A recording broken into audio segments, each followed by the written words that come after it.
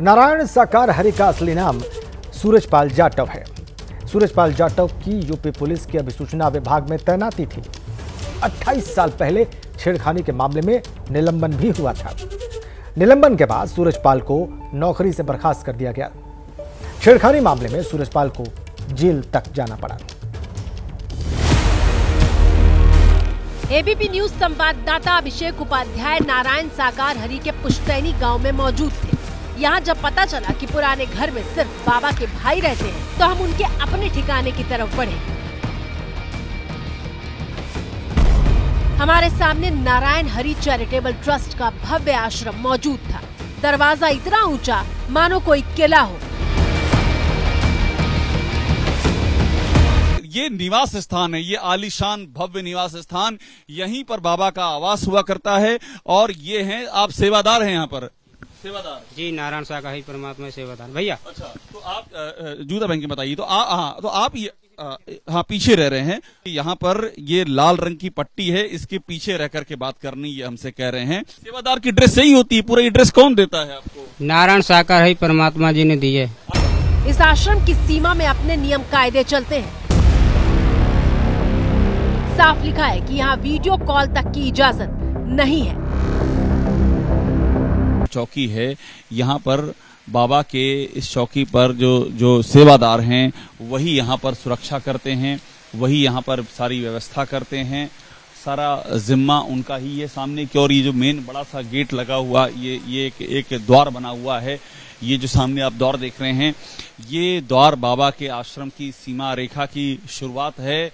और यहाँ भी बाबा का कानून चलता है। कानून इस तरह चलता है कि कोई वीडियोग्राफी भी नहीं कर सकता है। यहाँ पर लिखा है वीडियो कॉल भी नहीं कर सकता। देखिए, फोटो खींचना, वीडियो बनाना और यहाँ तक कि वीडियो कॉल करना भी मना है।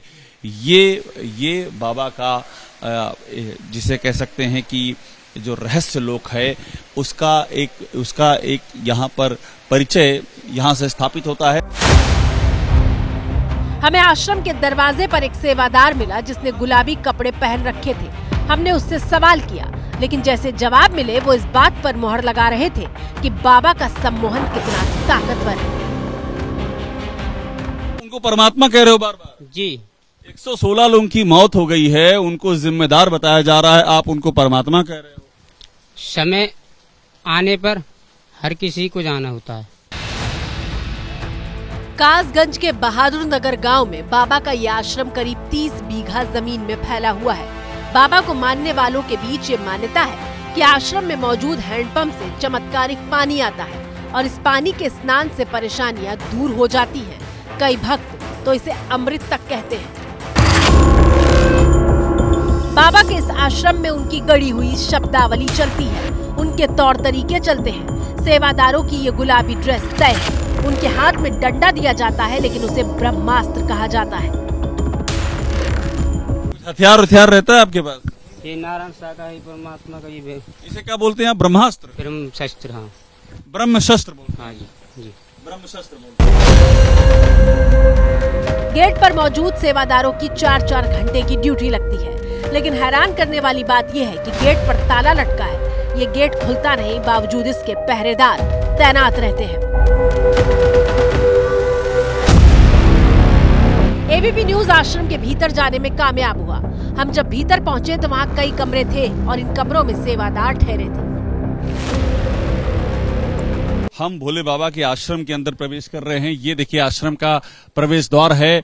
इसमें लिखा हुआ है साकार विश्वहरि की जय जयकार, और यही उनका दरवाजा है इस आश्रम का।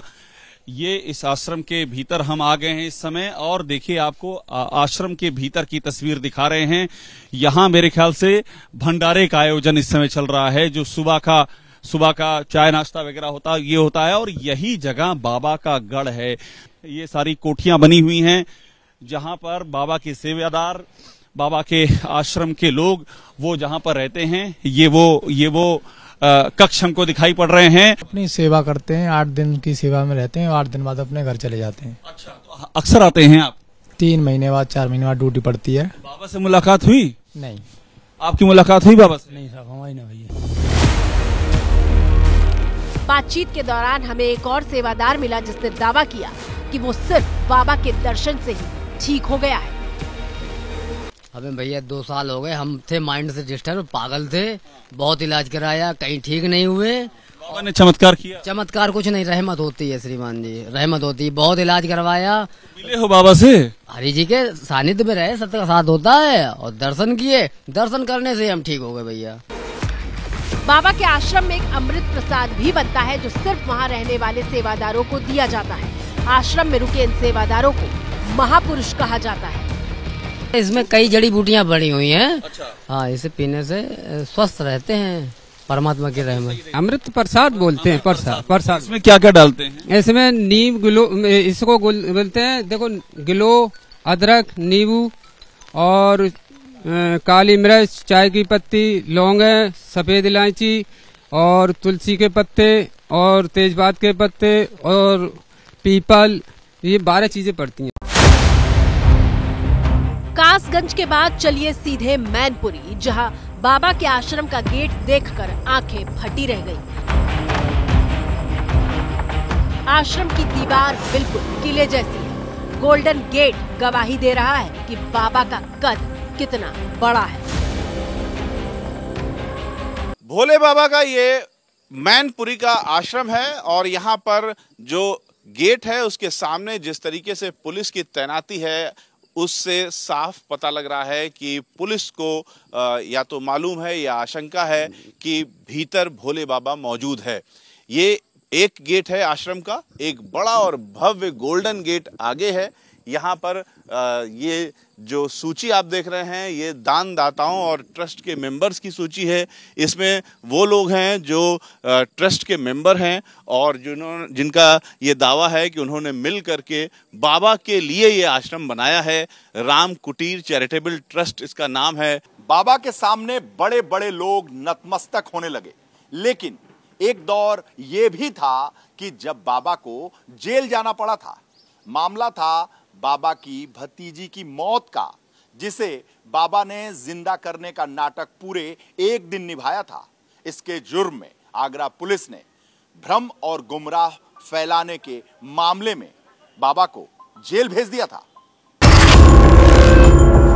लेकिन इसके बाद बाबा ने नियम तय किए। बाबा के सत्संग में क्या होता है इसकी वीडियोग्राफी करना मना है। बाबा ने सुरक्षा के भी विशेष इंतजाम किए हैं। बाबा ने अपनी सुरक्षा के लिए महिला और पुरुष गार्ड तैनात कर रखे।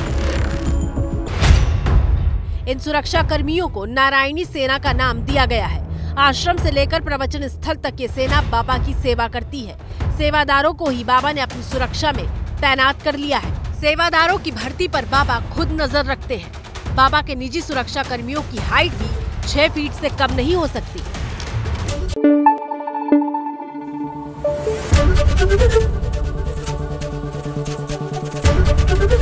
एबीपी न्यूज आपको रखे आगे।